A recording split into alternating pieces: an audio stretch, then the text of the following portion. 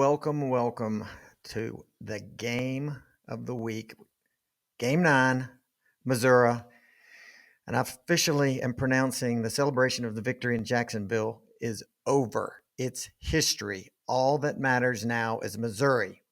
And please don't call them Mizzou because that's weird.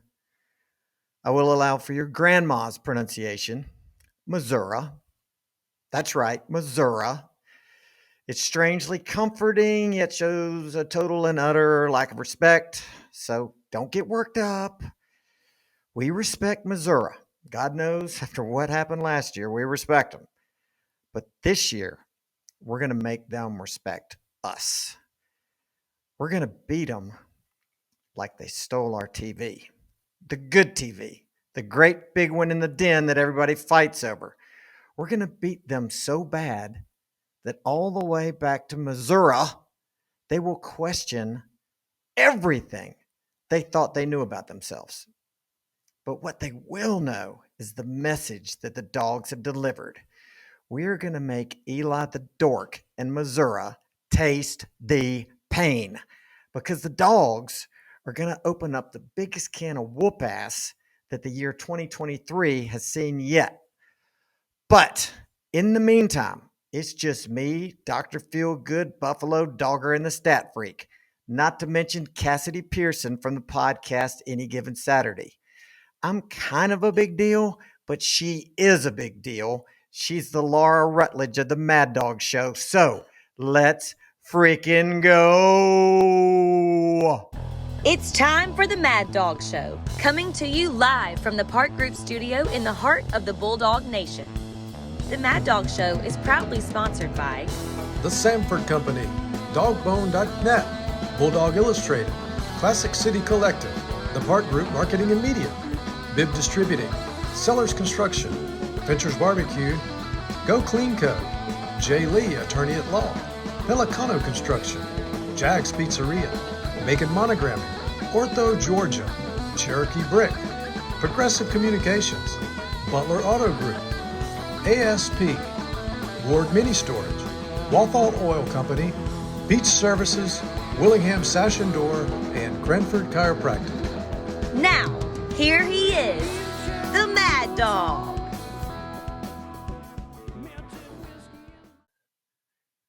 So, first of all, let me say to all the fans of all the other teams who believed all the upset hype peddled by idiots like the Three Stooges, Dan Mullen, Urban Meyer, and Steve Spurrier, to you I say, not this week, haters. Our streaks plural, continue until further notice, so learn to love them. Look, we're tired of them too because, can you even imagine how sore it makes us feel to flex this hard for this long? 35 regular season wins in a row, 25 straight wins overall, 24 straight wins at home, 13 straight weeks on the road. We've won 41 out of our last 42 games, 20 straight weeks at number one. Wait, what's that you say? We're not number one anymore because the CFP rankings put us at number two, you say? Yeah, so about that, I've got a few opinions. Number one, thank you very much, CFP. Kirby's going to Jedi mind trick our team into believing that the whole world thinks they suck. So thanks for the bulletin board material. Two, the CFP. This opinion poll, and that's what it is, an opinion poll that is subjectively ranked by 13 people that no one has ever heard of. This opinion poll subjectively picks rankings out of thin air. Apparently, they value resume over logic. Example, Oklahoma beats Texas. Texas beats Alabama.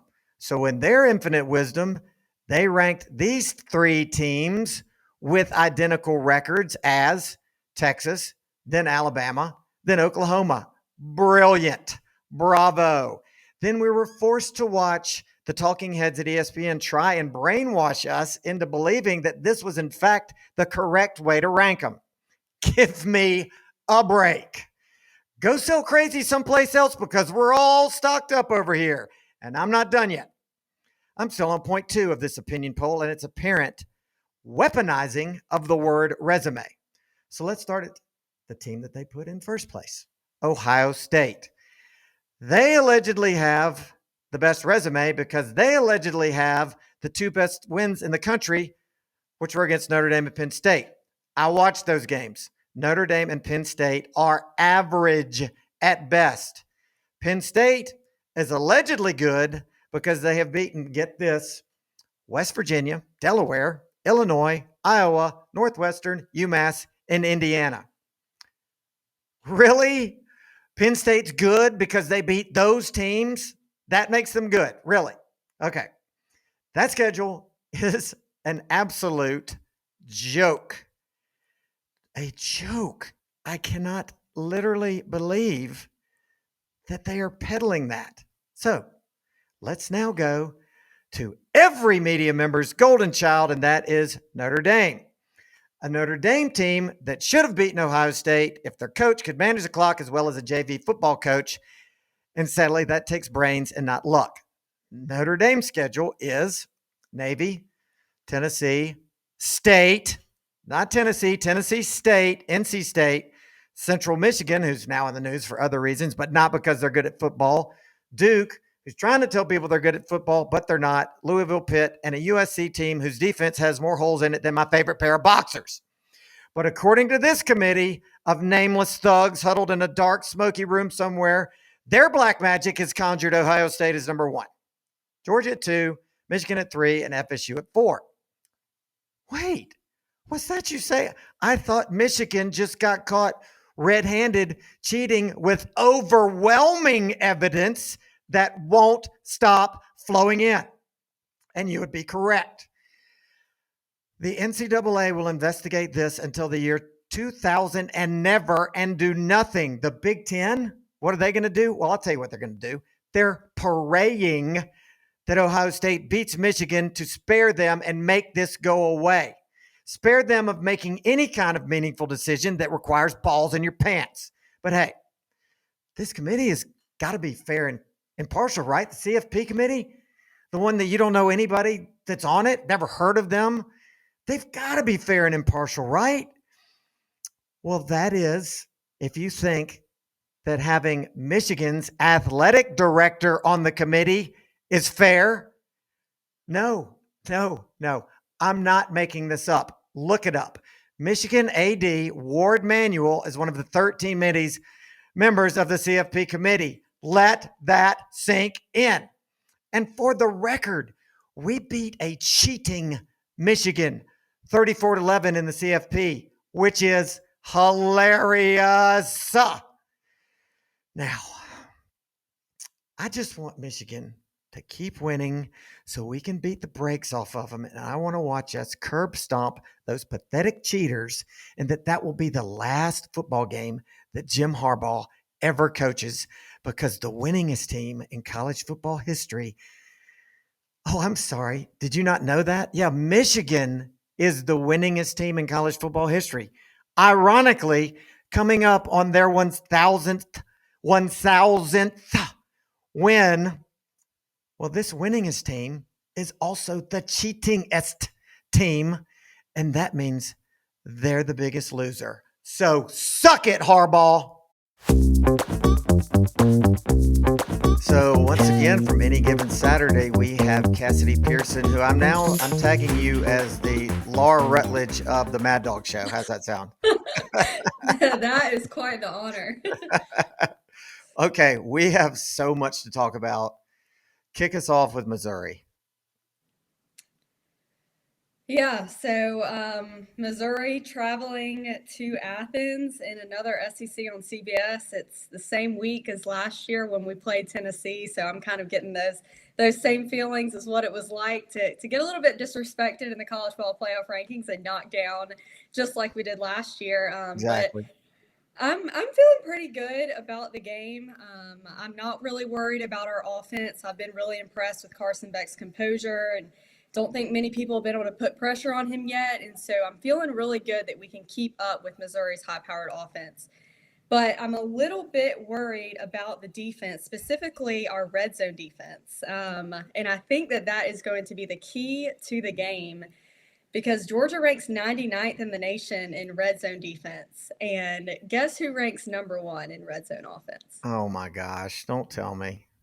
Yeah, Missouri does. And that's a little surprising to see. I think a lot of people, aren't expecting Missouri maybe to play us that close, but that is a huge gap, and that's a huge battle for Georgia to overcome on Saturday. And so I'm really looking to that as something that we're going to have to do. Okay, educate me. So the math that goes into that as far as us being 99th, I guess that's just strictly, somebody gets into our red zone, it's basically they're scoring points. Right. Mm-hmm. Whether it be, and then I guess touchdowns weigh against us more heavily than field goals. I believe so. I think it's weighted on percentage as far as how often they score, and then maybe also weighted on that. Yeah. Does it factor in? So obviously we're not allowing much points, like 14 points a game. Does it factor that in, or is it strictly like, okay, we've had people in our red zone, whatever, 14 times 8? I know It's that once you're math's not in right. the red zone. So, if they have a 40-yard pass or something, then that wouldn't count because they're Okay. not already in Okay. the red All zone. right. You always bring up stats that scare me. Well, I saw that one today, and once again, I was like, I bet people don't know that. And like I said, I'm not super worried about us keeping up with Missouri, but last year I believe we were third in red zone defense, so this is a huge difference. Wow, that's bizarre that number has flipped like that, Hmm. and yet our points per game are about the same. Interesting. Well, I'm like you. I feel good about it. It's almost like the Florida game. I'm nervous that I'm not nervous, and part of that I think is driven by we're certainly not going to let them sneak up on us. What does make me nervous is the fact that they had a bye week and we didn't. But also to counter that, we came out of this game pretty unscathed injury wise. So I know that we don't have a coaching staff that was just sitting on their hands going, oh, well, we played Florida this week. We can't be looking at Missouri. We've got analysts out the wazoo that have been looking at them to give us the tape to break down. So what is the line, like 16? Hmm. Give me a score. Give me a Mm. score. Putting you on the spot. I think it's going to be high scoring. Yeah. Um, I think it'll be similar to the Florida game, but I think it's going to be a lot closer. So maybe, I don't know how high scoring. I want to say in the 40s, but maybe 40-32. Hmm. Oh, man. So you don't think we cover, which is not a bad bet to make this year because we No, haven't done well with that. I'm not betting that we cover. I just feel like our defense is better than LSU's, kind of using that as my benchmark. So what about 42-24 and we do cover? That's probably right. Like, that's probably what will happen. But I'm just trying not to underrate Missouri right now. Yeah. But I do feel good. I think it's set up well that we're coming off that good Florida win. We're coming back to Sanford. It's going to be crazy in there. We haven't been there in a couple weeks. And I think the fact that we are not ranked number one helps a little bit too. All right. Let's get into the rankings. This next question will lead us there. If Missouri had beaten LSU, where do you think the committee would have ranked them? I love that question because I was actually asking my friends that last night. Missouri should have won that game, and Correct. I've been saying that, Yeah. and I think I really don't understand why people aren't believing in Missouri because I definitely am. I mean, even if Georgia beats them by 20 or 30, like I still think they're a good football team. No doubt. So you're saying an undefeated Missouri. Where would an undefeated Missouri Right. be ranked right now? Ooh, gosh. I would say that they would be at 5. Yeah. I mean, Only that's where they should because, be. LSU would have a couple losses, and so it just wouldn't look as good of a win. Mm-hmm. I think they'd have Florida State ahead. Well, I mean, the committee has already shown us that they don't care about head-to-head, which ESPN went out of their way to try and explain away beating somebody head-to-head, which is insane. If you've got the same record as somebody and you beat them head-to-head, I don't care what they say. Yeah. I mean, you can't throw head-to-head out the window. No. Oklahoma beat Texas. Texas beat Alabama. They put Oklahoma behind both of them. That makes no sense. I agree. Alabama should be a lot worse, in my opinion, in the ranking. They should be worse, a lot worse than where they are. Yeah, they should be. They've got to be ahead of Ole Miss. So it should be Oklahoma, Texas, Alabama, Ole Miss. I should agree. Be the order. I agree. There's just no reason not to. I mean, it's different when you get into, Louisville and Notre Dame and all that with Duke. They all have different records and they all beat each other. But with just simple one-loss head-to-headers there, I don't understand. I do understand that Oklahoma has that bad loss last week, but. And I don't even consider it that bad a loss because Kansas is not bad. It was an away game. It was a weather delay. It was just one of those weird games. And you will never convince me that two teams with the exact same record, where one beat the other, no matter what, that the team that lost should be ranked in front of the team that won. I agree, not with the same record. And so this committee is already going down the whole, resume rabbit hole, which, I don't care if we're not number one right now. I don't, that's just bulletin board material for us. And we can have that whole we're disrespected, nobody believes in us vibe. But I mean, Ohio State, I mean, really, your wins are against a Penn State team that's played nobody. Nobody. Notre Dame team that's, I think they've played a little bit of a better schedule, but they're no world beaters by any shape, form, or fashion. And by the way, Notre Dame blew that game. Oh, yeah. Freeman blew that game with some of the worst clock management I've ever seen to end it. So, yeah, to me, Ohio State is 5 in my rankings. Okay, give me your top 5. Now, current top 5. Current top 5. Georgia. I think Florida State should be ahead of Michigan because they've beaten more people. I agree. So I'll go ahead and say it. I'll say Georgia, Florida State, Michigan, Washington, Ohio State. Okay. Now, and I'm penalizing Washington for the past 2 weeks being close games. Okay. I'd like to get into a couple things about Michigan. One, how in the world is it fair that their athletic director sits on this cloak and dagger committee that sits in some dark, smoky room somewhere and subjectively picks the teams, which, by the way, no other sport on planet Earth does it that way? How does he get to be there? And I don't care if they recuse him because these guys are all in there yucking it up for 2 days. He's going to walk back in and know, who voted however they voted. So that right there, that's terrible. Okay, Michigan, at this point, they're cheaters. Don't tell me that we've got to investigate this a little while longer. We have about 82,000 smoking guns and Venmo accounts where tickets were slung here and there. People were in the stadium, whether it was Connor Stallions, whether it was his buddies. I mean, now it comes out today that he's on the sidelines of Central Michigan in a disguise. This is like a Saturday Night Live skit at this point. It's hilarious. So they're cheaters. They've cheated for 3 years. And so at what point does somebody stand up and go, hey, What are we doing? These guys are cheaters. I mean, I get that the NCAA is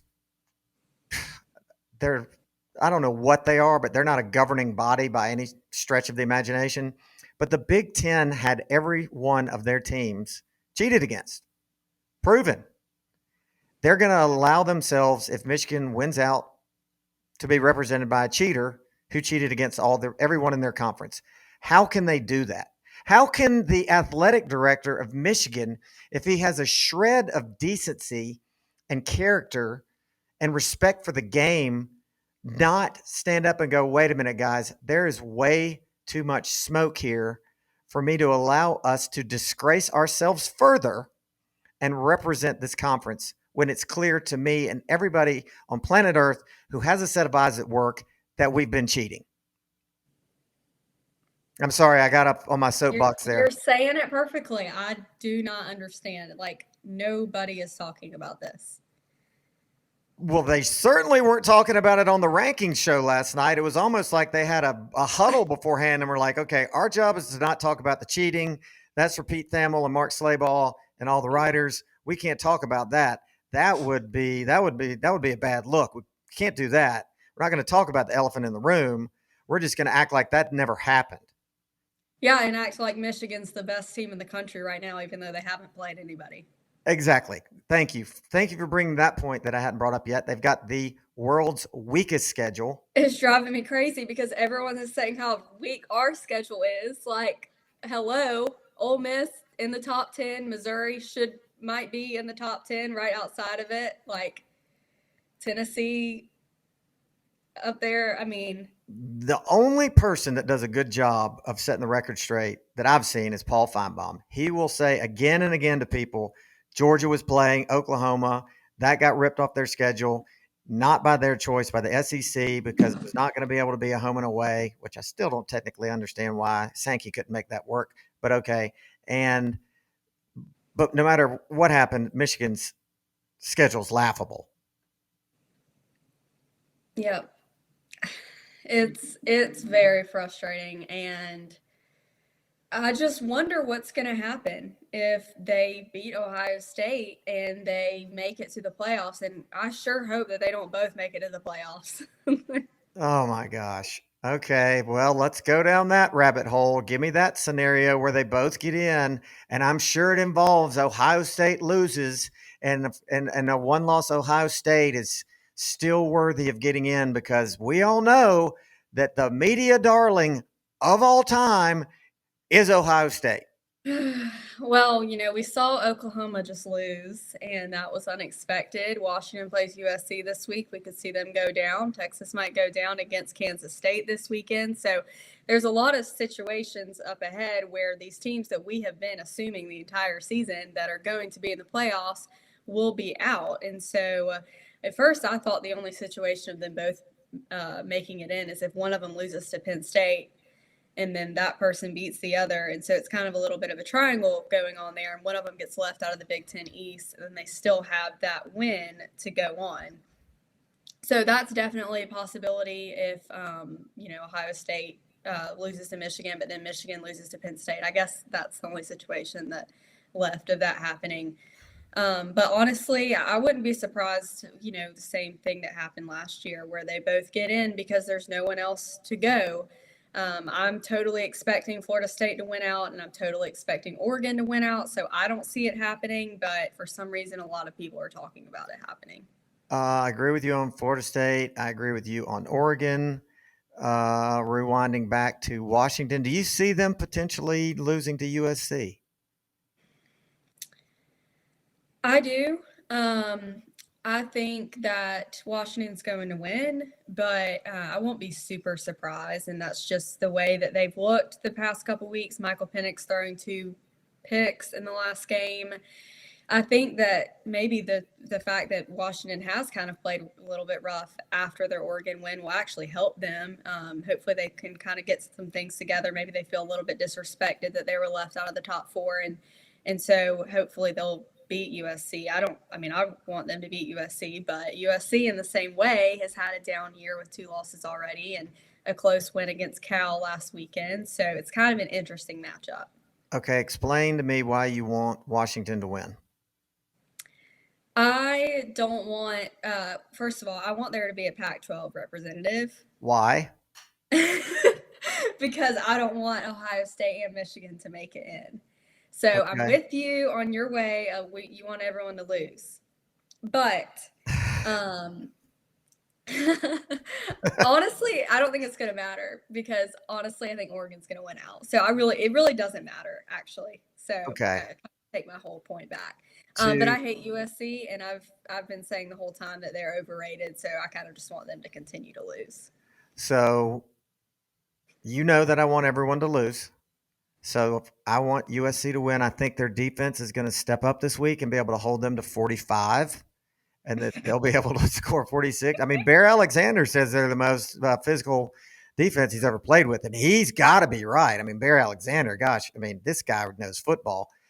He was so smart that he left Georgia's defense to go to USC's, but I think that was an NIL issue, and I digress. Okay, I want Washington to lose because even if Oregon wins out and we somehow lose, like the SEC championship game, it's Yeah, it gives us a better argument if we're battling it out against one loss teams. you're right. I take back my point because it No, I'm not. doesn't. No, no, no, no, no. I don't want you to take back your No, point. but it doesn't even matter because in my brain, Oregon's winning, and that's the end of discussion. And so it shouldn't matter if Washington. I don't want two Pac-12 in, so I should pull for USC, but I also really hate USC right now. So. Yeah, I do too. I mean, I'm not going to go so far as to say I'm pulling for them. I'm just saying I could see them winning, and I do want Washington to lose because I just want more teams to have losses for reasons I've already stated. So let's back Yeah. in. Let's try and back into the Final Four. You and I agree that FSU is going to win out. Let's say that we lose to Alabama in the SEC championship. Both of us have one loss. Both of us get in. Okay. Now Mhm. you get to, let's just say for the sake of simplicity that Ohio State wins out. Ohio State's in, Florida State's in, then you got us with one loss, Alabama with one loss, and you want Oregon to win out. So let's say they got one loss. You got Texas with one loss if they win out the Big 12. Now what? I don't know if I want Oregon to win out, but I just think they're winning out. So I'm sticking with that everything I say because I think I'm strong on No, that one. I think that's a safe bet that Oregon wins. Um, But for me, unfortunately, I think we're out in that scenario. I think Oregon's in because their schedule is, I think, just a little bit harder. And of course, the Pac-12 is eating each other up right now, so that could change. But I just think they've had a harder schedule than us or Texas. Yeah. Which leads me to this. It's crazy that the two-time defending national champions could go 12-1 and in 3 years lose 2 games and be out. We Yeah. basically, what you're saying is we have no margin for error. None. We Yeah. have to win out, including the SEC championship. Well, I mean, I guess in theory, let's say we Yeah. lose to Ole Miss, but we beat Tennessee, Missouri Tech, and win the SEC championship. In that scenario, I think we get in. Yeah, we definitely get in that scenario. Of Okay. course, we don't want us to lose, but if we do, it'll be all right Right. because, of course, we still have to play in Atlanta, either Alabama or LSU. But yeah, it's looking to be like that. But honestly, I won't be surprised if Florida State might slip up maybe in the ACC championship. I don't know who they're going to play. I think Louisville's probably leading that right now. But it's tough to go 13 wins in a row. And I think since everyone's kind of expecting them to do so, I think there might be a little bit of a shot that they have a bad game and they slip up. Well, one team we know that's not going to be there is Clemson. Um, and Dabo is just spiraling with all the things he's saying and just getting totally roasted by his press conferences. Are you reading about Virginia Tech and their ascension? No, I'm not. Yeah, so they started out slow and are just been winning, winning, winning. And I think that at this point they only have one ACC loss. And so whatever division they're in, are they in the Atlantic or the Coastal? I don't know. But There's not divisions anymore. oh, that's right. Okay, so if they win out, they're in. Yeah. I think they control their own destiny. So, okay. So, do they control it over Louisville? I think so because they play them, don't they? I don't know. That's a good question.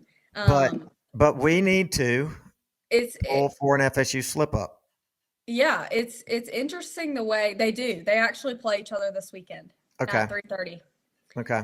So that answers that question, but it's interesting how the ACC is this year because the ones at the top weren't playing each other, but now we see Duke go down and Miami go down. So I guess we'll know on Saturday then maybe who's.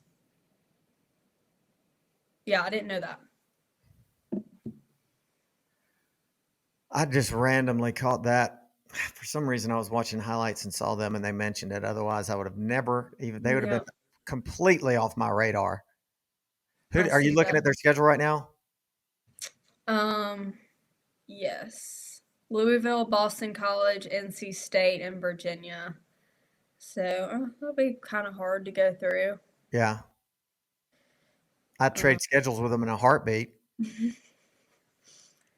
And then next on the list is Georgia Tech.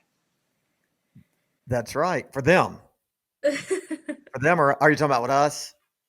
No, I'm saying they're next in the ACC standings. So if for whatever reason they went out and Louisville and Virginia Tech slip up, we might see something crazy.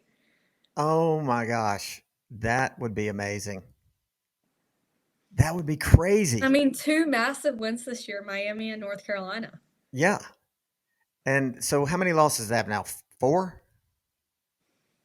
Take a 4 or 3, They only have 2 conference losses, but total. but 4 total, yeah. Which means could they win out, lose to us, and go to their conference championship at 7-5? They have Virginia, Clemson, and Syracuse. So I guess technically, yeah, they're still in it. Wow. Strange world we're living in. That's the good thing about next year is the margin for error increases dramatically. It's You going to be a know, lot different. I mean, 2 losses next year in the SEC. You don't love it, but you're probably going to get in.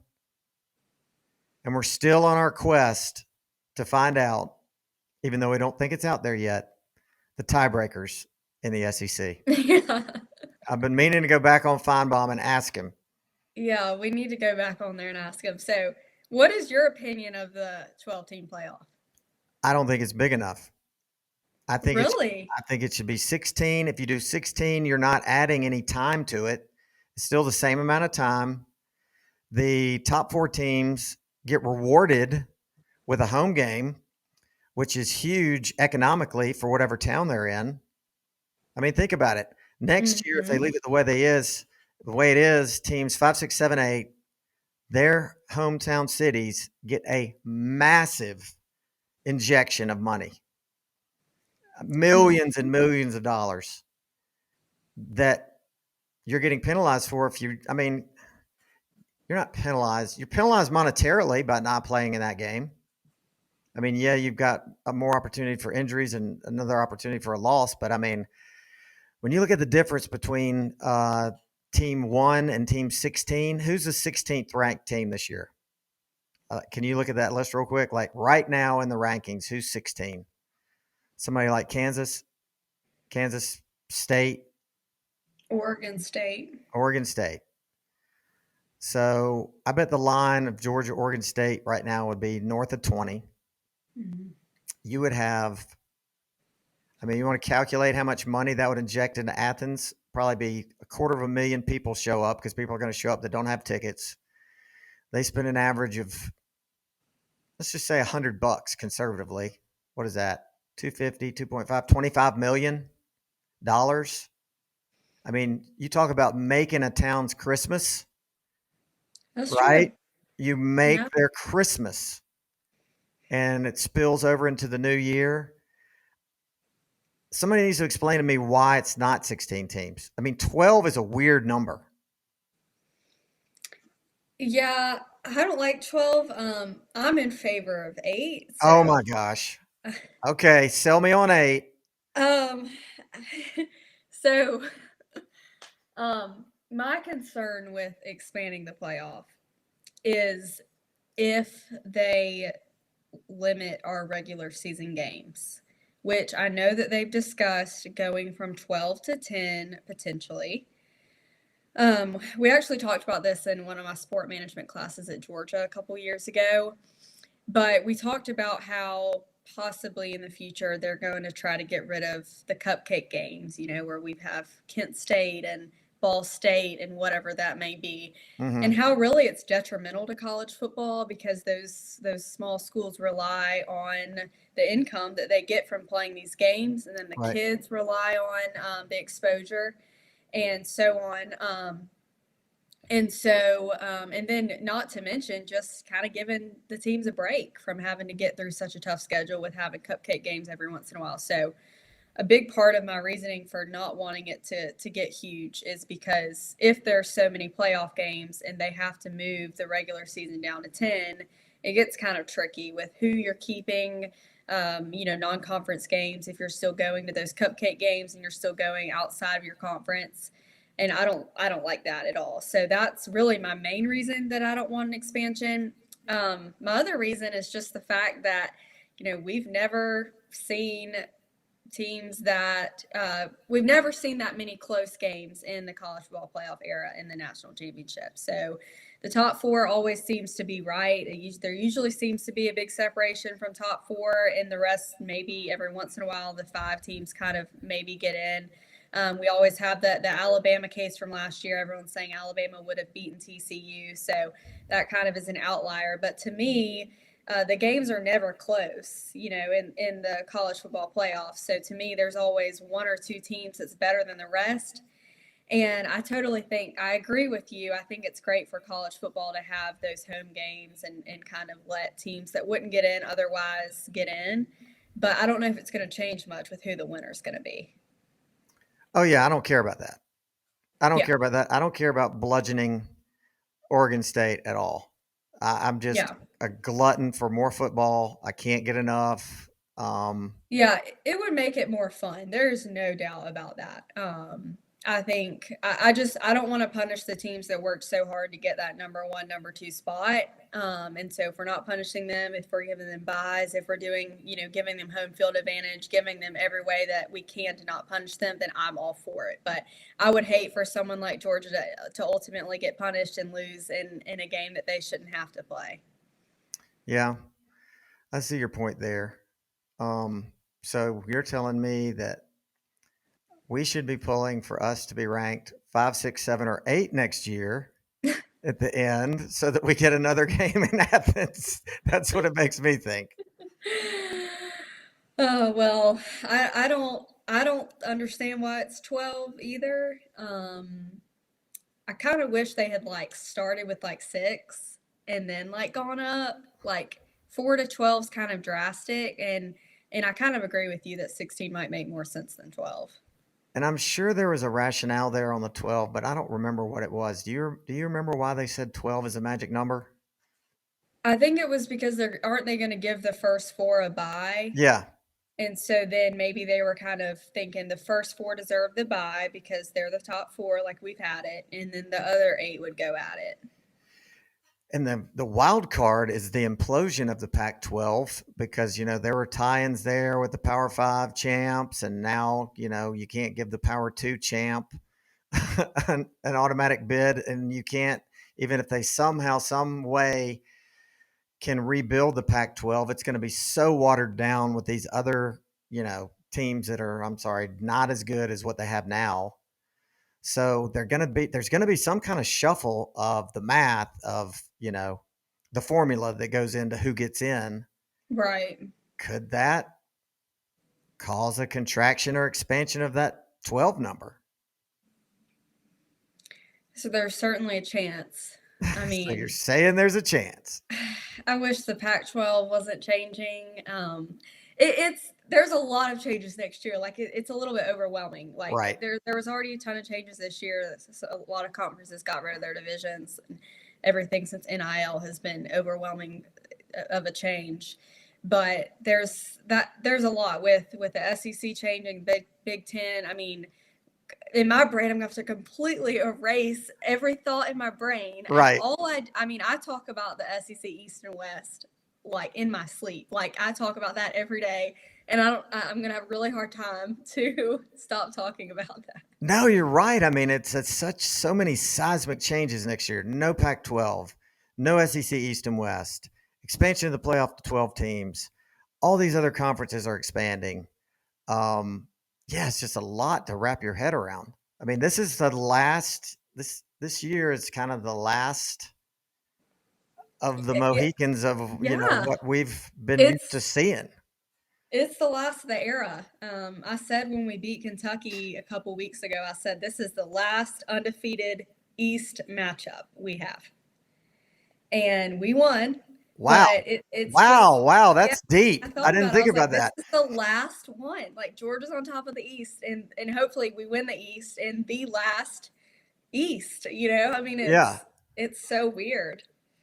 I had never thought about that. That's right, man. So much to savor. So, I mean, what else are you thinking? Are you going to the game? I'm not. I have to work on Saturday. We have our steeplechase at Callaway event here, Oh, that's big. and yes, it's big, and we manage it. My company does, so it's a fun day. But I'm gonna miss a little bit of that Georgia Missouri start. So I'm a little bit bummed. So, tell us your day job again. Who do you work for? I work for Outdoor Events. Charlton Norris and Warner Neal own it. It is a event management and event rental company. So we manage some events in town. We also do some stuff with a PGA, and then we have event rentals for weddings. Well, that was my next question. Was if y'all do weddings or is it strictly high level steeplechase like events? It's both. It's both. Gotcha. You couldn't get the day off. You couldn't say, guys, I know it's our biggest event of the year, but Georgia's playing Missouri. Well, last year Tennessee was on the day too, and I about cried. I was so upset that I couldn't go to the Tennessee game, but it worked out. I got to see the whole game, and it was a fun one to watch. So, are you going to the game? I'm going to the game. Are you going next week? Ole Miss? Yeah. I don't think so. I mean, do we want to talk about the insane rumors we're hearing out of Athens about Brock Bowers? Yeah. Okay. I mean, I'm getting text that the guy's running 22 miles an hour, full speed in cleats. He's dressed out. He's in a non-contact jersey. Everybody's expecting him to be back for Ole Miss. I'm sure you're reading the same stuff. Yeah. I'm trying not to get my head too into that. I mean, obviously we played really well without him against Florida. Good Obviously, luck with that. Good luck with not thinking about that. I want him back like everybody else does, but at the same time, I'm trying to think how we can win these games without him. So, Yeah, I mean, also for his sake, I want him to get to play again in Sanford. I mean, I'd rather it not be token time, like, put him in there and throw him a screen pass. Also, like you, I don't want him to get hurt. But I hmm mean, the yeah, guy's Superman. If anybody can come back in 4 weeks, it's him. I mean, Tua did it, yeah, it would be awesome if he came back and hopefully stays healthy. but we showed we can do it without him. Yeah, how was Jacksonville? How was the environment there? Hot. The Gators are pretty docile. They were in their usual gaudy attire. I saw some outrageous outfits that I wish I had taken pictures of. But Florida fans are so weird. I mean, it's just a transient town, and it's all these people that it's like you feel like if Florida's winning, they're just going to show up, become a fan, and now that Florida's not winning, they're going to take that jersey off, and all of a sudden they're going to be FSU fans, and if they're not winning, they're going to be Miami fans, and it's just you don't get any feel like there's substance to them, like. You go to a Georgia game, you see tons of Georgia friends and fans that you know that you see at every game that are truly diehard fans, and you just don't get that sense with them. Yeah, that's how it feels like. And they were getting trolled, man, after that game. They were getting so roasted on the way out of the stadium. It was funny. Not by me. I didn't. I'm just a innocent bystander trying to get out of there. But oh man, and there were some that had been overserved that were not doing too well. Put it to you that way. I love to see it though. Did I send you the picture of the guy hanging onto the fence that Uh-uh. that was before the game? Let me send you this right now. It's hilarious. It's a Florida fan. Oh man, I hope I saved this. Oh, now I got to figure out who sent it to me. But it's this Florida fan, and it's before the game. He didn't even make it to the stadium. He's on the outside of the stadium, holding onto the fence, and he had unswallowed his lunch. Put it to you that way. Gosh. When you're on text chains with people, like your regular ones, a week's worth of text can take 82 screens to get to. You know what I mean? All right, let me get to this Mm-hmm. one.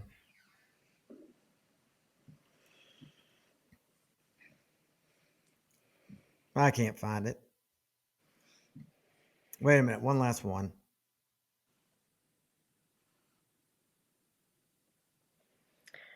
Who do you think's gonna win LSU Alabama? Man. Oh, that's such a tough one. I mean, I guess it really depends on. I mean, does LSU's. It really depends on Milroe, Yeah. because, I mean, LSU is allegedly DBU, and if they are, then they should be able to pick him off, and if they do, they win. The games in Alabama, I mean, I just don't have I don't have a feel either way. What about you?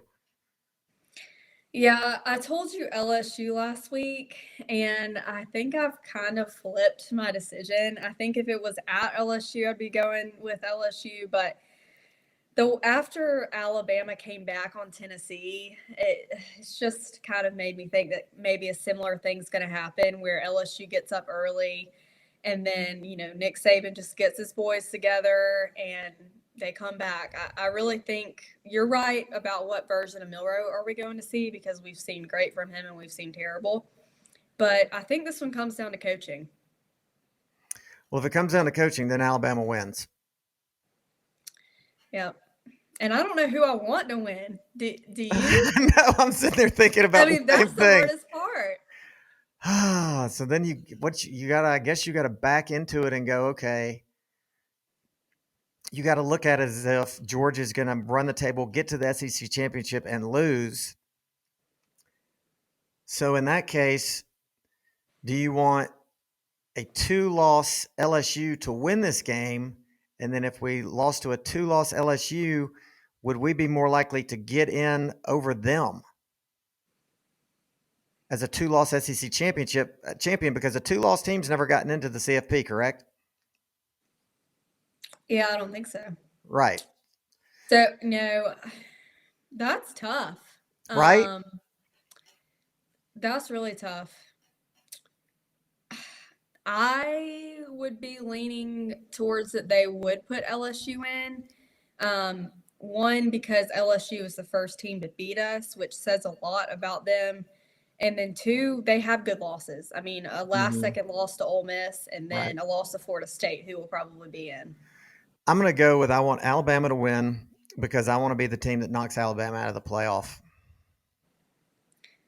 Yeah, I agree. That'll be awesome.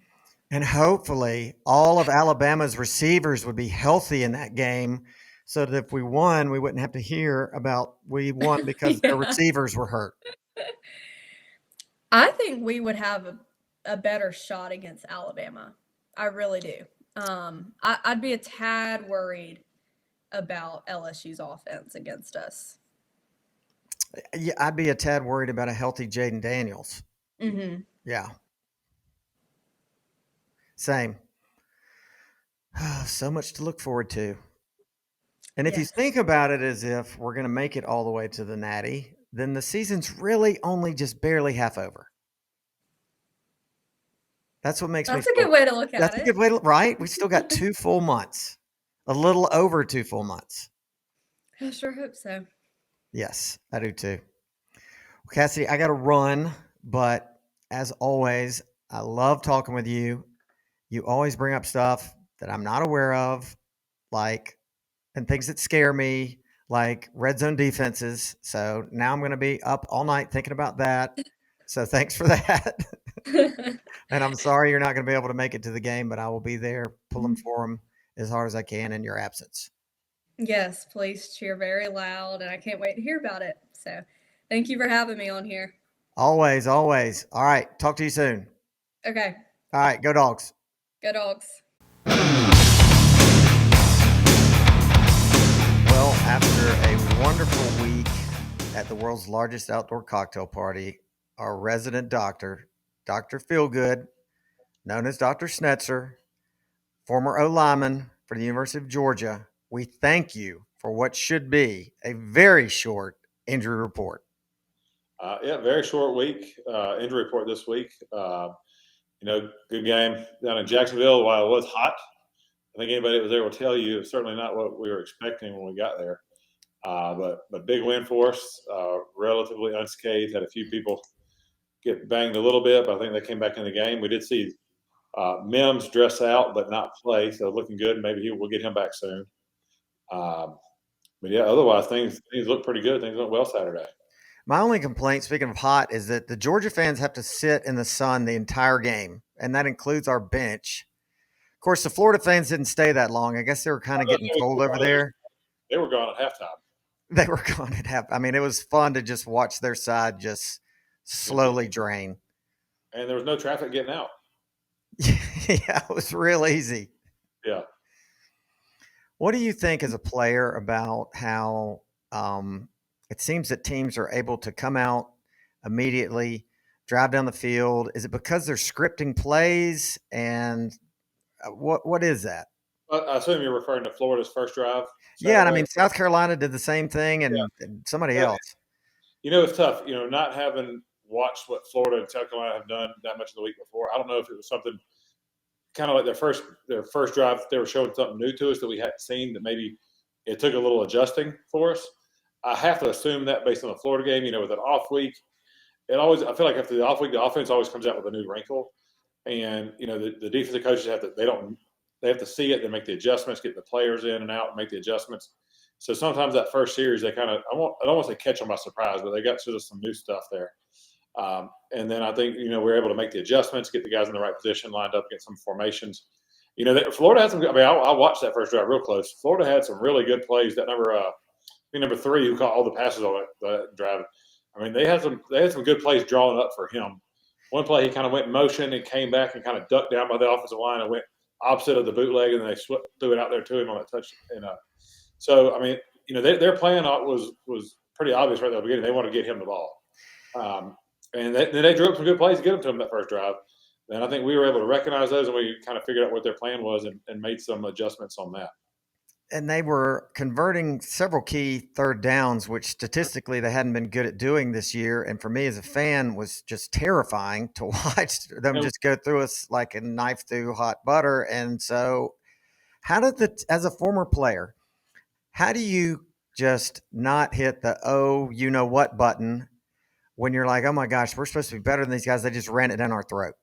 I mean, all I can tell you, man, you've been there. We've all been hit in the face is how you respond, right? I think the best players know how to get up when they've been knocked down. This team, they know they're good. They know they're better than that team, and they know that they may give up a play or two here, but But in the end, when you play 4 quarters, we're going to beat them. I think that first drive we didn't get a lot of pressure on the quarterback. I mean, we just didn't get to him, and then the rest of the game we got after his butt pretty hard. So I think we gave him. I mean, he's a good quarterback. Graham Mertz was a good quarterback. He proved that when he was at Wisconsin. So, if we're not getting to him, he's a senior. He's going to step up and make good plays. And that Florida team has some talent around them. I mean, those receivers aren't bad. So, we had to get some pressure on him. So I think it's just a combination of we started getting pressure. They may have had a few wrinkles that we hadn't seen. And then, we just responded and started making the plays. Okay, here's one that I am so happy to talk with you about. I could not wait to see this guy get on the field, and that's Tyrion Ingram Dawkins. Yeah. I thought that he was going to show up, maybe a little overweight. He looked better than he's ever looked. He did great. Forced fumble out there. I mean, just more depth on our defense, man. And at a position we really needed, the defensive line. I mean, we lost a lot of – the last 2 years we've lost a lot of talent with that defensive line. I mean, and so, we got a lot of guys coming through. They just need a little more depth, a little more time. And like I said, other than that first drive, they got after them. I mean, they put pressure on them. I mean, they were in Florida's face. So and that's what you want to see from that defensive line, taking up those blocks. I mean, even though, he only had 9 snaps, and it felt like, he made his presence known. Yeah, he made it known, and I'll be honest, those guys, Tennessee and Missouri and Ole Miss, are watching that film saying, "Hey, where'd this guy come from?" Now we got to get ready for somebody else with this defense. It was already scary enough. Exactly. I'm hoping he's going to be, well, like you said, he adds depth, which is wonderful, but I'm hoping he's going to be kind of that difference-making disruptor up the middle that it really just hasn't felt like we've had this year. Yeah, of course, we've been blessed with, first-round draft picks at defensive tackle over the last couple of years. So, it's tough, but it's big shoes to fill, but I think he's going to be okay. Yeah, speaking of big shoes, he had a Jalen Carter-esque feel to him. He kind of the same size. I wish he'd been wearing his number, but, watch out for number 93, folks, because he's going to help us down the stretch. Yeah, big things coming for him. So you mentioned Mims. We should expect to see him back, but the guys that have been getting in, your O-line guys like Monroe Freeling, like Ernest Green. I'm sure you've seen the video of Green, how he blew that guy up. Yeah, they've played hard, man. They've done a good job. I think coaches have done well. Searle's done really well with those guys, coaching them up. A lot of guys play in every game. They're getting a lot of good time out there. So there's a lot of depth on the offensive line. So, they just continue to get better every week, and that's what you got to do if you want to continue to win championships. So this is Cyril's second tour of duty with us, correct? Yep. All right. Excuse my ignorance. When was the first tour? Did you play for him? I did not. So I played for Neil Callaway, and then when Okay. Neil left, I think that's when Cyril's first came in. So it would have been like 2008, if I'm somewhere around there when Neil went to UAB. Okay. 2007, 2008. I left. I graduated in 2005, and I know he was around for at least one more year after that. Okay. So you going to Missouri? I'll be there. Yeah. Is this going to be a family affair for the Snetzers, or are kids staying home? I'm solo, and all the kids and wife are all out of town on a girls' trip. So we'll be up there solo. Are you going to be on one of your infamous guys' trips, golf, 3-day weekend? Are you going to do a day trip? What are you doing? I'm going to ride up Friday night. I'll be there Friday afternoon and be there Saturday, probably say Saturday night, and come back on Sunday. Gotcha. Yeah, I'm doing I think I may be spending the night Saturday. I can't remember. Got to check with the boss at home. Yeah. You always got to clear that one up first. That's right. Well, I hope that our call next week will be another happy call. I'm counting on you. Yeah, we can talk more about football than injuries. Yeah, exactly. That's what we prefer, right? Exactly. All right. Well, I hope to see you up there. All right, my man. Have a good one. After a week off, as we had Harry Carey sit in, we now have Buffalo back. What's up? Mad Dawg, as always, how you feeling this evening? I feel great. We've got a great victory in Jacksonville, but, we got to put that behind us and look to Missouri, unless you have a few tidbits you'd like to share from the world's largest outdoor cocktail party. Well, I was not there like you were, but I did watch on TV. And I would like to say a few things about it because it's such a big victory and it's such a great thing for us when it comes out our way. For those of you out there who do not know, we beat them 3 times from 1990 to 2010. Wow. That's 20 years. That's what, 3-17 or 3-18. I'm not sure, but we were drugged by them. We were mopped by them. And it feels so good now. 6 out of 7. We've gotten the floor buffer out on the old Florida fans, and and the whole university, and it feels really good. It feels like order has been restored to the universe. It sure does. We gave up the opening drive touchdown that I've been talking about all along, but I've gotten used to it, man. I guess it's just a way of kind of feeling people out, and they score on us, and then we kind of right the shit. Well, my conspiracy theory is since Kirby's always playing chess when others are playing checkers, he just lets them do what they want so that we can just figure out their tendencies for the rest of the game. I think so. I mean, what they have 3 yards after that for the next 2 hours regular time, or I don't know what the game, but they had 3 yards offense for the next, I don't know how long after ripping it straight down the field. Yeah. And we ripped them for 36 unanswered. I mean, I went from terrified to ecstatic to relaxed. Like halftime felt Natty-esque. Like, okay, we've won this game. Let's just enjoy it. Oh yeah, I put some Kaneka sausage on the big green egg in the third quarter. I had the game on right there, but I was like, yeah, we got this. Right. That's sure good. Hey, we unleashed the youngsters, which I was kind of thinking we were going to do. I don't know if Harry said that last week, but we got with Marvin Jones. Yes. The shade sapling, I've started calling him, because his dad was a shade tree. He's the junior. So. Right. The shade sapling starting to crank it up.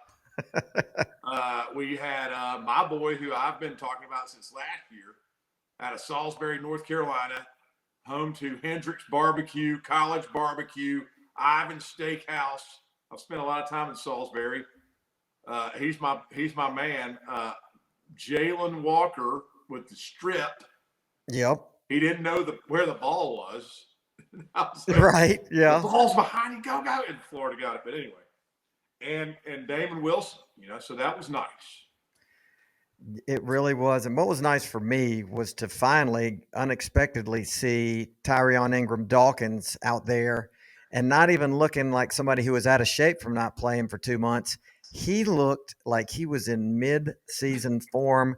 I mean, 6'5", 280, all muscle, and he only played 9 plays, and he was so impactful.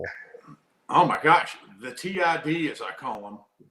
Here in Atlanta, we got a big road called the Peachtree Industrial Boulevard, and a lot of people call it the PIB. I call him the TID. How about the notorious TID? There we go. Okay, let's throw some more on it. Yeah, I love it. Yeah, man. Gosh, when I saw him in there, I was like, what? I couldn't believe he was in the game. Oh, I was grabbing people beside me because I saw him on the sideline. I was like, Ingram-Dawkins is in, Ingram-Dawkins in. And some people were looking at me like, he's lost his mind. What is he talking about? Who is he talking about? Because people just forgot about him. Yeah, and I know Bert has been talking about it all year. We're like, we really need him back, and you have. And when he got in the game, I really perked up in my chair. I was like, oh my God, he's actually in the game.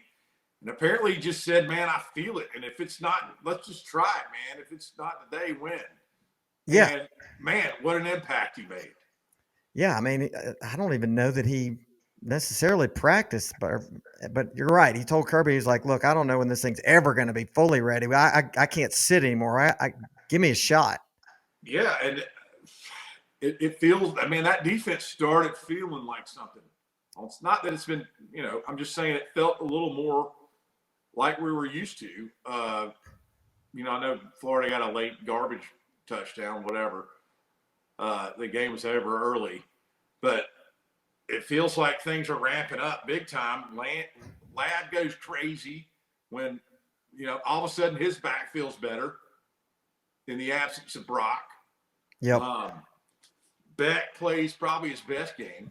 I know he missed one, but one that probably would have been a touchdown. But I mean, he's like they say, the guy's really hitting on all cylinders as far as knowing what's going on. I mean, I feel very comfortable with him behind center. He seems to really be a student of the game, and it feels like things are ramping up. I mean, it feels like Kirby is a bit of a maestro, and he's building the symphony. Is we're starting to go, and the audience can kind of feel it.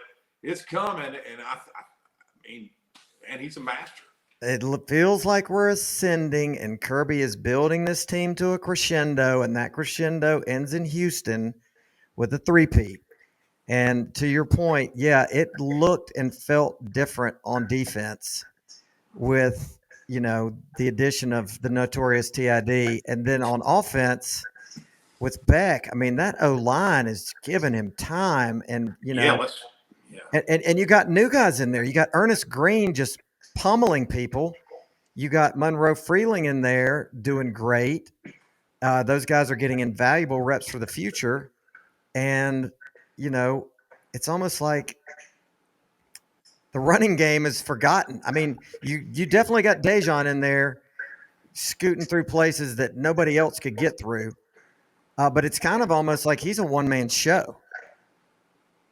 Yeah, I mean, and doing his thing with his stop-start that continues to baffle me and probably baffles the good doctor as well.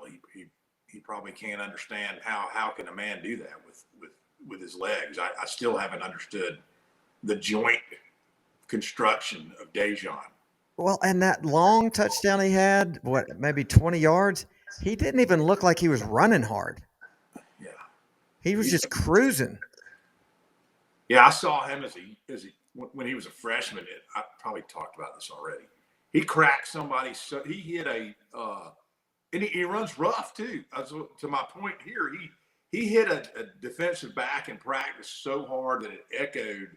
It was unbelievable. The guy's quick as can be, stops and starts on a dime, and if it's time to run rough, man, he's not huge, but he can really deliver a blow and bust through some tackles. I love that. And he has got to be strong as an ox the way he moves piles. It's like you're like, what's moving this pile? Because you can't even see him, and he's just down there like an engine, just a turbine engine, just moving it.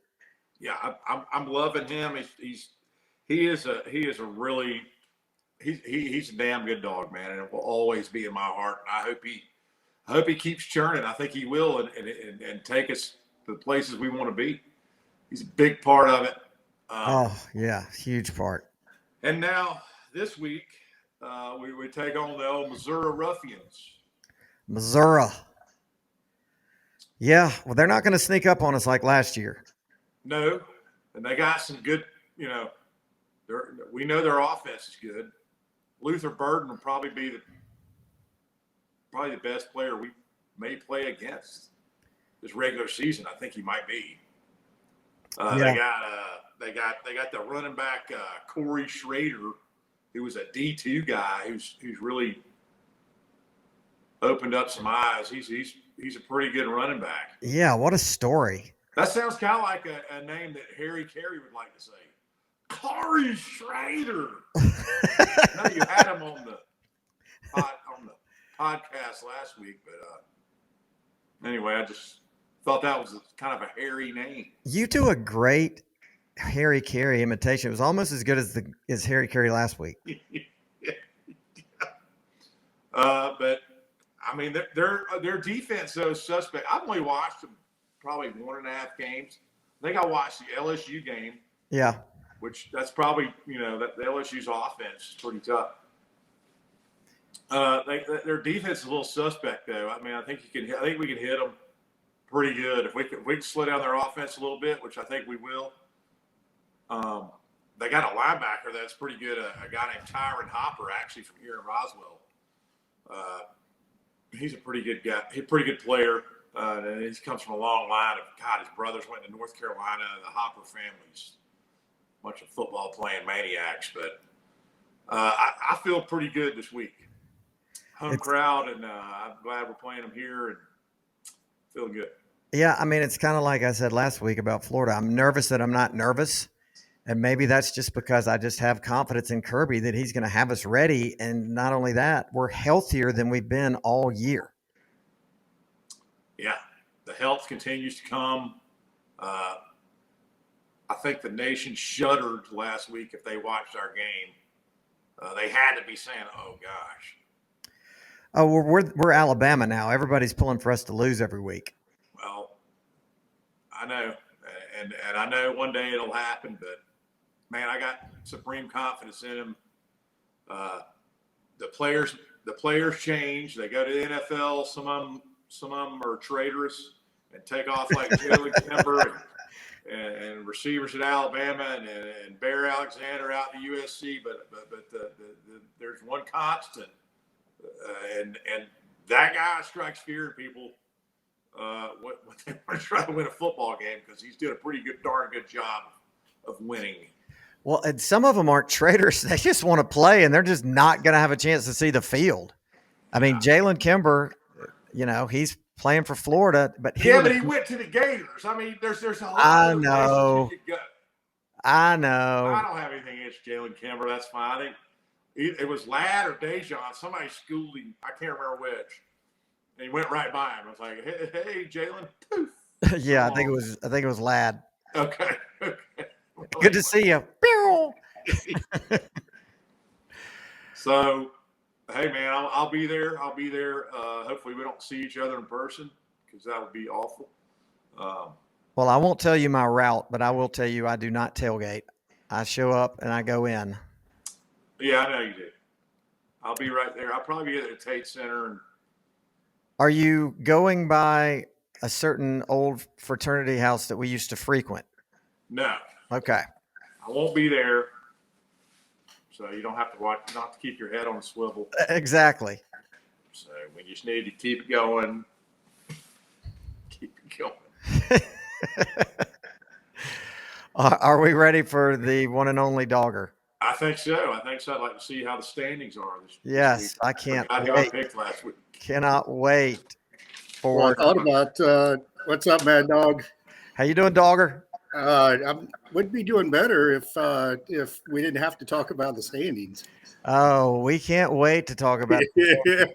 Your 900 number gambling line is really looking iffy at this point. No, it's a business thing. You just do 50-50 or 60-40. So I'd have a lot of people calling me up. There's people that I gave the wrong side of the picks to. Leonard's loser. It would still be a good business concept. And I did get out of my birthday suit and put on a Georgia hoodie this time, trying to change my luck up. Well, go ahead and spill the beans. That's fine. I didn't know if we wanted to have Bert on here, Mr. Statistician. But so last week I went 1-5. Wow. Mad Dawg went 4-2. The Bobber went 2-4. And Bert went 4-2. So give us the season standings. Well, I didn't know how we were going to include Bert since he joined late. I think we went percentage. That's okay. Percentage. I couldn't remember. Still not fair. But go ahead. Yeah. So I would be 2-9-1. Yeah, impressive. Mad Dawg would be 8-3-1, and Bobber would be 4-7-1. Statistically, I'm still better than Bert. How is David first? Mad Dawg? Sorry. No. I'm saying statistically, if Bert is 4 out of 6, then I'm still beating him. Statistically, yeah. Yep. Okay, I'll allow it. Oh, wait. Speaking of Bert, it looks like he's ready to join us and make some picks. The stat freak. What's up? Hey, I was just doing some math over here. You're at 66% for the season. Me or you? You're 4 out of 6. I'm 8-3-1. I know. So how does 8-3-1 work? So are we saying 8 out of 12 or 8 out of 11 with a push? I don't know. I don't even know if we should trust Dogger, Mo to tell us. I Dogger, think it it's your should be 8-3, 8 out of 11. It would be typically with the Okay. Yeah. All right. So you're at 73% then. Man. To give Dog, you went down to 20%. Yeah, again, it's the great thing about those 900 numbers. You can say whatever you want. And just as long as you get 50% of them right, you get 50 more percent of the calls. That means the money continues to come in. At this point, I'm just questioning what kind of 900 number you should be operating based on. We need just the right salesperson on there to influence the people. Just flip it up every hour. Flip up who you're betting on. Yep. All right, so let's talk about this week in the pick. This week. So I did want to ask Buffalo, is that hat from Widespread Panic '91? No, it's old though. I hear you. I've worn it on here a lot. I have a new one, but I don't know. I wore it. I tried to wear it one day and I didn't feel like it fit right, so I'm still going with this one. You got it. All right. So great win. Obviously, great cover by the Dogs. Went over last week. And this week, I think it would be Bert's first pick this week. All right. Since he first joined last week. So the first pick is going to be Ole Miss minus 3, against Texas A&M. Okay. All I got to do is pick like Bert for the rest of the year, and I win. 66. Well, no, but we'll rotate the pick order each week. Okay. Yeah. Well, what's funny is I thought I was following Dogger last week because remember we said for sure Dogger's got to turn this thing around, and he dropped from 23% to 20%. Fortunately, I stopped following him like halfway through the picks. Once I picked Florida, you obviously stopped. Yeah, we turned that around. All right, Ole Miss and Texas A&M. Where is that game at? All of these games I'm going to give you are actually the favorite is at home. There are no. It's weird. I looked at that. There are no home favorite, or excuse me, away favorites. Yeah. All right, man. Texas A&M's D looks good. Ole Miss's offense is good, so that'll be an interesting battle. I think Texas A&M's offense is bad enough to where Ole Miss is going to cover this. Wow. Okay. All right. Good. Nice. Using your stats. And then, so if Bert followed me last week, that means it would be Mad Dawg this time. I concur with the stat freak. The Rebels cover. The Rebels win. All right. And then the Bobber. Okay, I'm going to say that Ole Miss, I've heard from an Ole Miss fan that if they win this week, the next week's going to be the biggest game in the history of their football program. So I'm going to say their eyes are out too far. I'm going with the Aggies and the Boy Scouts and the Weeblos. I am actually going with the same thing. This is a game hearing about a few things. I know it's not good for you, Bobber. In a few games, we have the Bedlam game. For whatever reason, I'm thinking this is a Bedlam week where there are a lot of crazy games. So I'm going to go A&M as well in the look ahead. All right, real quick. Did y'all see the meme of the male cheerleaders at Texas A&M doing their dance to the Taylor Swift song on the sidelines? I did not. It was the cringiest thing. I felt dirty for watching it. It was so awkward and just terrible. Just look it up. It's. I'm going to change my pick. Yeah. I don't think I will look it up. Yeah. It's like how Rob used to feel about that our dude with suspenders on the sideline that would bounce. Oh, yeah. Hey, guys. Come on. All right. So back to Bert. We have Texas versus Kansas State. Texas is -4. All right. Yeah, Kansas State lost to Missouri at the start of the season. Since then, I think they're playing pretty well. But, well, you know what? I'm going to take Kansas State in that one. I don't believe in Texas. I just don't. All right, Mad Dog. Is Quinn Ewers back? No, I don't believe he is. I'm No. pretty sure he's not. So And Manning's not playing. I'm going to take Texas. I'll take Texas also. All right. Like I said, I'm going Bedlam, so I'm going Kansas State. The next one we have is Oklahoma -6. This is Bedlam, Oklahoma State at Oklahoma. Oklahoma coming off the loss last week. I am going to go OK State just because of Mike Gundy. I love his press conferences. He had a good one this week. If you haven't seen it, check it out. But I'm taking OK State. I'm Mike Gundy. I'm a man. Look at my mullet. That was one of the best ever. And I like Mike Gundy too, but in this case, I'm going to take the Sooners off a loss to win. I'm going Sooners off the loss as well. Wow. So it sounds like Bert and I versus Mad Dog and Bobber. I'm going Oklahoma State. Let me make sure that game is at Oklahoma. I'm almost positive. I'll check it here in a second. Gotta be here. I'm going to change my pick. I'll check it here in a second. I think I want to say it's at Oklahoma State. I didn't bold them, but I was busy earlier. So And they got that crazy stadium where the fans are like 2 yards off the bench. I'll go ahead and throw out the next one, and then I'll pull it up while y'all are making your picks. On the Dogs, Missouri, obviously all of us would take the Dogs. I realized my mistake last week, so I'm going to throw out the total in that game. And that total is 54.5. So you have to pick the over or the under.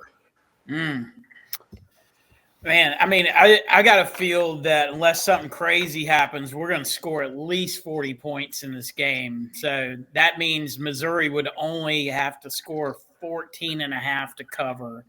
Our D looked better last week, but we're still susceptible to a few big plays. So I'm going to take the over in that. All right. I did just find it. My bad. It is at Oklahoma State. I just didn't bold them. So if anybody wants to change their picks on that one. I'm going to stand pat.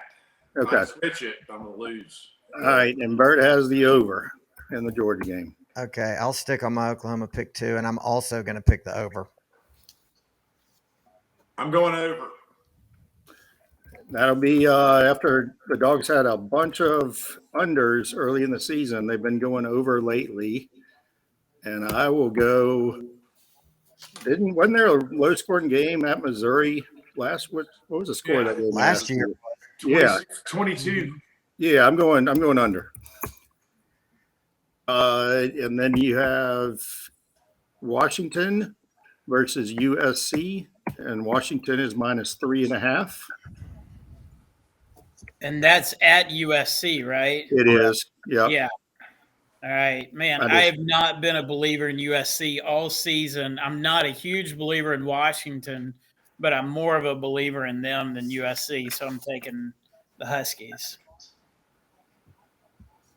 I think that USC's defense is really going to show up this week and hold Washington under 50. And so I think that USC wins in a shootout and Bear Alexander gets 0 sacks. So that was USC. Trojans. USC, and I am going USC also. Oh, join the bandwagon. Yeah, well, we have one Washington on there. Oh, I know. And then you have LSU versus Alabama, and Alabama is -3. I am going to go with my totally pure net yards per play here. LSU's at 2.0. Bama is at 1.32. and LSU's getting points, I'm taking LSU. Woohoo! Love it. I want Alabama to win, but I have to rely on the Stat Freak stats. And so I'm saying that LSU is going to win and cover. I'm going with the Tide. Alabama. Mad Dog had Cassidy Pearson on the show earlier. I was tuned in for the end part of that, and she predicted Alabama because of a coaching difference. I had LSU typed out just to continue to go with the underdogs, but based on Cassidy's pick, I think I'm going to switch it over to Alabama. It's hard to win there. That it is.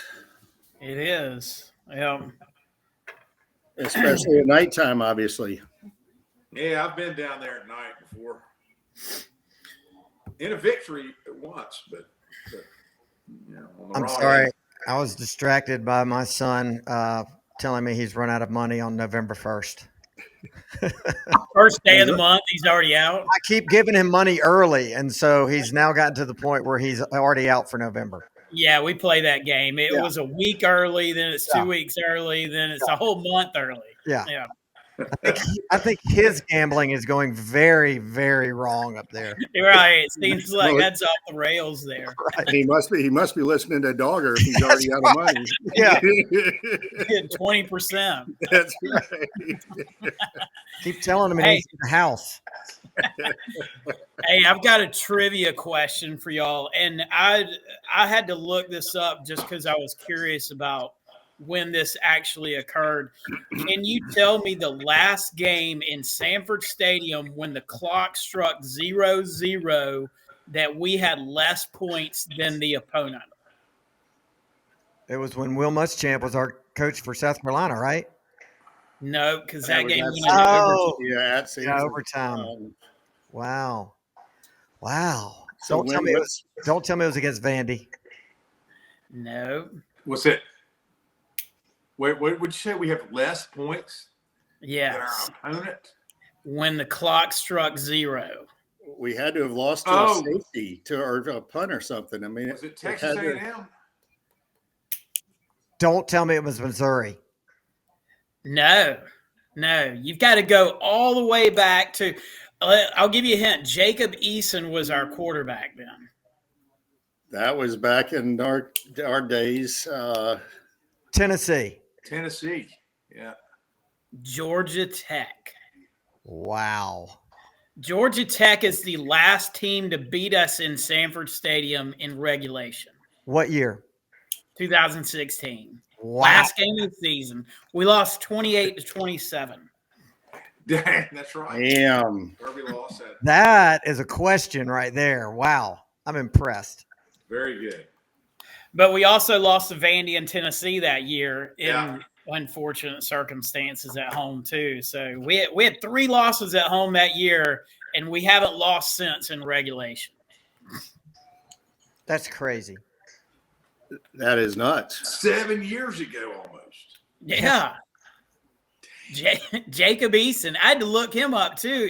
He's playing in the NFL. I think he's back up maybe to Bryce Young. He's in the pros. Wow. He's moved around a little bit. He was at Seattle. Journeyman at this point. Since that game, though, since that Tech game, we are 39-1 at home. We're 23-0 since that South Carolina loss. And we've only had 2 games. Buffalo's crying. Buffalo's teared up. 39-1 at home. And only 2 games since that South Carolina loss that were within 1 score. Wow. That's a great stat. I wonder what their season ticket revenue is going to. 2 games since the South Carolina loss where anybody was within 1 score. So one of those was Ohio State last year. No, at home. No, at home. At home. Yeah. Okay. One of them was Mississippi State. I saw who it was. I can't remember the other one. What do y'all think about the initial CFP odds? They really didn't change the national championship odds to win. What I think Kirby likes it. who? Yeah, I agree. I think Kirby likes it. He loves being number 2. Oh, I like it. I like being number 2. Now he's telling everybody that the whole world doesn't believe in him. Mm-hmm. What are they going to do? What are they going to do if Michigan wins out and we keep having this every other day? Something else comes out. Connor Stallions is, calling fake signals on the CMU sidelines to confuse the other team. And I mean, it's just comical. Do you think our coaches started searching through old video to see if there was a Connor Stallion on the other sideline in any of our games? Wouldn't that have been something? Oh my gosh. I mean, I'm sure they've gone out to look to see if there's somebody on the 50 that held up his cell phone camera for the entire duration of the game. Because that looks kind of weird. I mean, if somebody stood there with a camera and never stopped filming, I'd be like, hey, yo, dude, what are you doing? Why are you doing this? He was wearing sunglasses to that night game. That Michigan State Central Michigan game was at night, and he was standing on the sideline in sunglasses. I mean, who would have thought that the poor Chippewas would get drugged Yeah. in the scandal? Somehow I think the Chippewa security is a little more lax than we got in Athens on the side. That's it. That's it. Can anybody tell me what a Chippewa is? That's an Indian. Okay. And how about the fact that all of a sudden Jim McElwain just surfaces out of nowhere? I had no idea. Dark Even their coach. No idea. Captain Quint. And now the shark pictures back out on the internet. Circling again. I wish somebody had asked him at the press conference. So enough about Connor Stallions. Can you talk to us about the shark picture? Is this really you? So good. He's never going to live that down, man. Never going away. He's like, it's not me. It's not me. It was. But it looks like him. Just like Austin Powers when he tried to go through security and they found something in his bag. It's not mine. It's not mine. Yeah. Yeah. Okay. How long has Jimmy? How long has McElwain been hiding out at Central Michigan? Getting as far away from sharks as possible, isn't he? Yeah. He's probably yanking down about $900,000 a year to just hide in plain sight up there. He's probably pissed off that people know where he is now. He's moved on to sturgeon in the Great Lakes. They're big. You get on them. Oh. No, I didn't. I had the other side, of course. I wish I could Photoshop. Oh, that's good. All right, so everybody, Bert, are you going this weekend? I know Mad Dawg and Bobber are. Nope, I'm out this weekend. I'll be there next weekend. So That'll be a good one. Be ready for the lane train. That's right. There you go. You ready to talk some stats? Let's do it. Let's hear it. All right. Welcome to hang around. You want to talk some stats? Yeah. My family. I'll listen. I've never listened to this before. I love it. Leave for a second. Y'all can look at the steps behind me, and I'll be right back. So I'm in a new set this week because my family was so tired of hearing about net yards per play last week inside that they relegated me to like my man shed outside. So that's what I'm doing out here this week. Love it. My 13-year-old daughter told me she was so tired of hearing me say net yards per play that I needed to leave. And my wife told me to take down the picture above the mantle of Dejon Edwards that's like prominently displayed now. And she's about that. They mock what they do not understand. And yet one day they will understand. They will see what a visionary you are. Exactly. It's on the grill. Sorry. They won't even leave you alone in your man shed. They're asking questions. I was grilling too. Yes. Yeah. Food's on the grill. You walk in, you're still talking net yards per play. I am. Let's go to it. SEC net yards per play, week 9. Here we are, back at the top, 2.61. The only other team above 2 is LSU. And I've been saying it for several weeks. The difference between LSU and Bama is stark in this number. And I really think that if LSU brings their A game to Tuscaloosa Saturday, they win this game. Alabama's all the way down at 7th, 1.3 net yards per play. That's the worst thing. Just for perspective, last year, week 9, we were at 2.68, so almost exactly the same as this year. Alabama was at 2.80. Wow. So Alabama has fallen from 2.80 net yards per play to 1.3 this year. And that's all Bryce Young right there. All Bryce Young. Yeah, I mean, they don't have a quarterback. You know, I mean, they've gotten so used to having a generational quarterback there that they don't know what to do without one. That's exactly.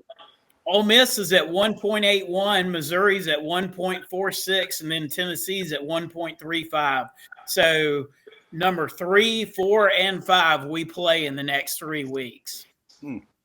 Yeah, so we got it coming to us. Bunch of other mid-pack, Bama, Kentucky, Florida. Florida's at 0.18, and then we got 4 that are in negative territory now. Auburn, South Carolina, Vandy, and Arkansas. So, yeah, looking at last year, that was interesting. Bama was at 2.8. Georgia was at 2.68. Tennessee was at 2.2. So Tennessee was up there last year, but they've fallen off almost a yard per play over last year at this time. Do you know where like Ohio State and Michigan are? Let's look at that national net yards per play. So I did it by BCS rankings now that we have those out. Ohio State's at 2.57. We're at 2.61. Michigan's at 2.69. And Florida State is at 1.99. So if Florida State keeps going like they are, they're going to be that TCU of this year, which is the team that doesn't really deserve to get in based upon net yards per play. But because of their record and because of the fact that they're going to be 13-0 if they win the ACC championship, they're going to get in just like TCU did last year, even though they probably don't deserve it. 2 other teams above 2 in nationally. So there's 5 teams that are above 2. We're one of them, Ohio State, Michigan. Washington's at 2.69, and Oregon's at a gaudy 3.10. Wow. Yeah, they're at the top. I'm telling you, Oregon's a playoff team. If they can get their act right, and I guess the Pac-12 championship, they could be in the playoff. Or kick field goals or punt every now and then. Yeah. That too. Yeah.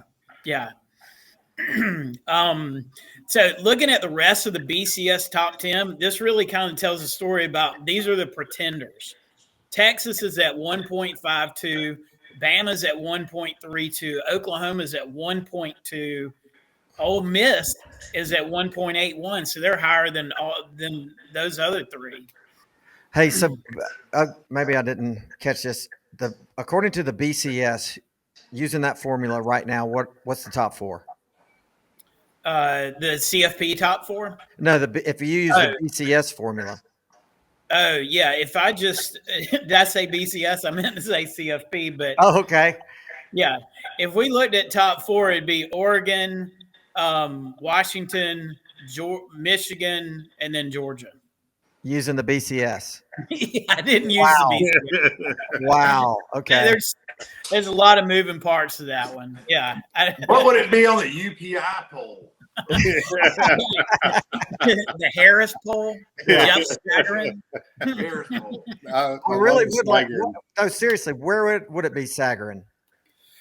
I have no idea. I mean, his computer got really wonky sometimes to where you're like, that doesn't make any sense at all. Yeah. I used to use that a bunch. Maybe I need to go back to that, but it's there's some crazy different things that Sagarin used, whether it was for football or hoops or whatever. It had some crazy things on it. Yeah, I have no idea what I haven't looked at in a long time. ESPN's FBI gets kind of like that too. I mean, you'll see some crazy teams up there in their FBI, and I don't know how they calculate that. Rob, what is that alliteration that we use for at home, the false start? False start. False start fiasco. Fiasco. Okay, so here's a false start fiasco stat for you. Missouri is 85th in the country in penalties, 96th in the country on the road. Wow. I'm liking those numbers. And what are we? Do you know what we are? We gotta be. We've got to be at the top. I mean, our penalty, I think this may be our best year for penalties so far. Kirby said sometimes that's a good sign. Sometimes it's not. I mean, yeah. But whatever. I like it. I love not seeing it out there. Yeah. Right. First thing I look for after a big, I'm like, where are they? We're clean. Or, so.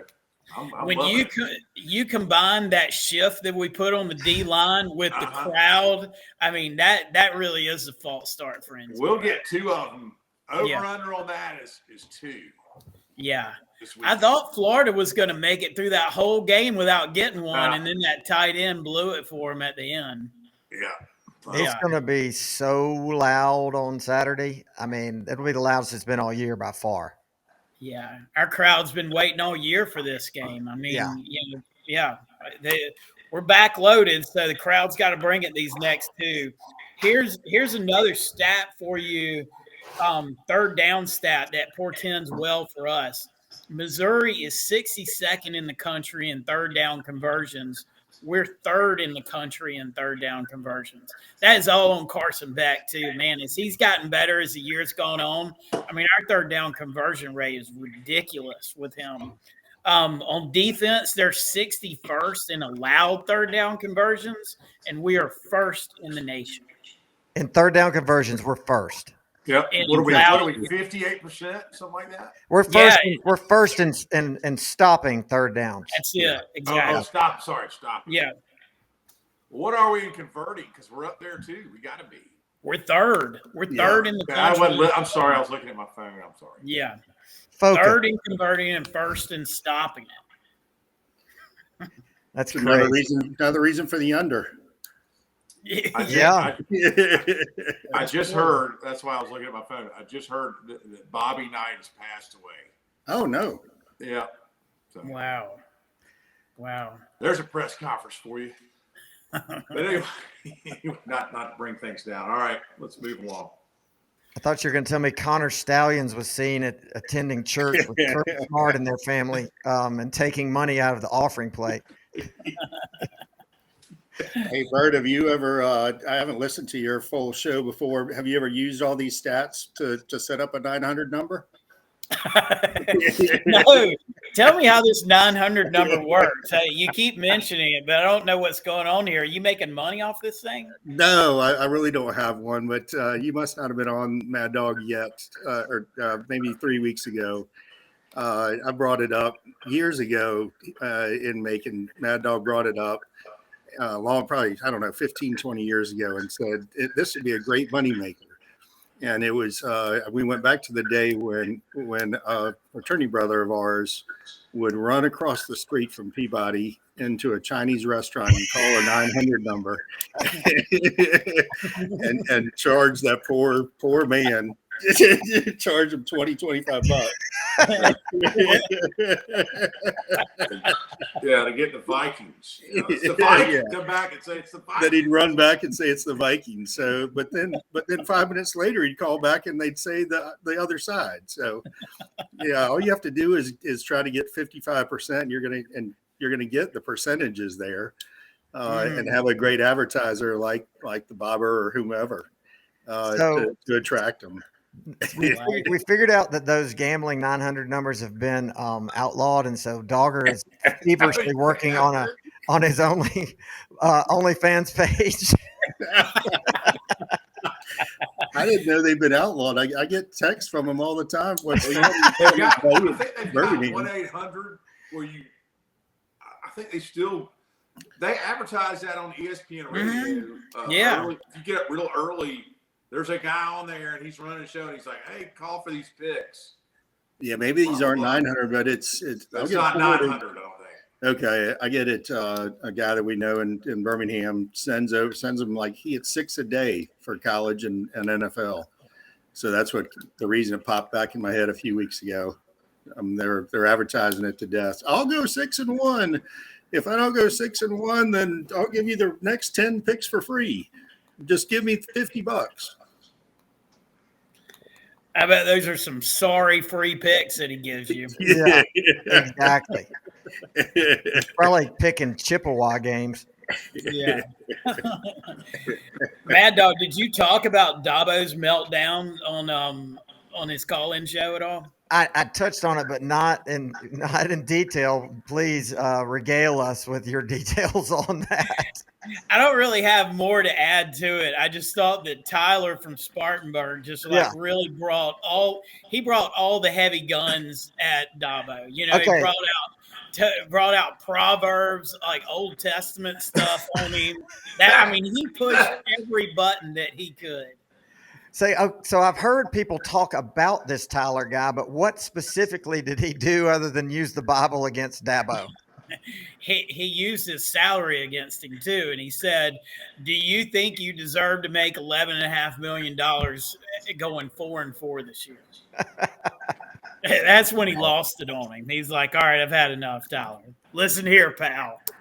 Well, and then Dabo came out in a follow-up press conference and, trying to keep it light and looked at all the reporters and said, "Well, what are y'all dressing up for Halloween?" And one of the guys goes, "I'm dressing up as that Tyler guy."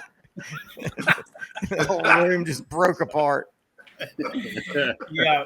I'll tell you that, I worry about a certain segment of our fan base because of what we're just rattling off. 39-1 at home, 40-1 in last 41 games. We have a segment of our fan base that isn't going to be able to deal with us ever losing a game again. Right. That's right. It's scary. Yeah. The guys that are like, "Oh, come on, bozo!" Like immediately when we hand off to Dejan and he gets a half yard on second down and they just can't take it. It drives me nuts. Start saying bozo and it's unbelievable. There's a bunch of them, too. No, I wish there was a way we could just weed those guys out of the fan base somehow. That'd be nice. Oh, I went to a party 2 weeks ago, and this kid comes up to me and he's like, Bobo is just terrible. And I said, "Let me stop you right there. I'm a Bobo defender, so you better be ready to go right now because I'm about to take you down." And he started coming at me, and I started coming at him with stats of like this year versus last year. And I just eviscerated him in front of the room. And then finally, I was talking about quarterbacks, and he was like, "Well, so-and-so, I think Dylan Raiola, he'll be great next year because of our coaching staff." And I was like, "The coaching staff that you just said was terrible, like Mike Bobo?" I was like, "You just proved my own point right there." And he just left the party. Rob was right. Next year. We don't know. Yeah, Rob was right a few weeks ago. He said it's all because of his name. If he changed his name to like Mike Smith, we'd never hear anything. It's too close to Bozo, the clown. Hey, the best name change in the history of Georgia football was Bakari Rambo. Yeah. His name was Bakari Fudge, and as a teenager, he went to court to legally have his last name changed from Fudge to Rambo. Man, talk about a game changer. That's a total 180 right there. Yeah. He's 17 years old. He just said, "You know what? I've had enough. Yeah. I'm going to court, and I'm going to be Rambo now." Yeah. I wish you just stuck with Fudge, man. That would have been cool. Can you imagine the derision he got? Oh my gosh. I bet it was brutal. All right, my laptop is telling me that shutdown is imminent. I'm about out of power, and I don't want to have a Harry Carey situation from last week. So I heard I that. got to roll. All right, guys. I think we pretty much covered it anyway. So, unless somebody's got something else, I'm going to say go Dogs and not see you in Athens, Buffalo. All right, now see, I'll say go Dogs, and I never cared much for Missouri Ruffians. Go Dogs. I enjoy listening, Bert. All right, Dogger. Good talking Thanks, to Mad you. Dog. All right. Go Dogs. Sick 'em. See ya. Woo. Once again, I got worked up, extra worked up when I'm having to deal with cheaters like Jim Harbaugh in Michigan. That's the story it's the gift that keeps on giving. But as we watch this dumpster fire continue to rage on, we're going to have fun here. Fun with people like Dogger, and Buffalo, and Stat Freak, and our latest arrival, Cassidy Pearson. And let's not forget the man who did an extra specially good job this year, Dr. Feelgood. This week, Dr. Feelgood, Dr. Ryan Snetzer. Always remember our very, very generous sponsors. Please patronize their businesses. Go Dogs, Sick 'em, HBTFD. The Mad Dog Show is proudly sponsored by The Samford Company, Dogbone.net, Bulldog Illustrated, Classic City Collective, The Park Group Marketing and Media, Bib Distributing, Sellers Construction, Fincher's Barbecue, Go Clean Co., Jay Lee, Attorney at Law, Pelicano Construction, Jags Pizzeria, Macon Monogramming, Ortho Georgia, Cherokee Brick, Progressive Communications, Butler Auto Group, ASP, Ward Mini Storage, Walthall Oil Company, Beach Services, Willingham Sash and Door, and Cranford Chiropractic.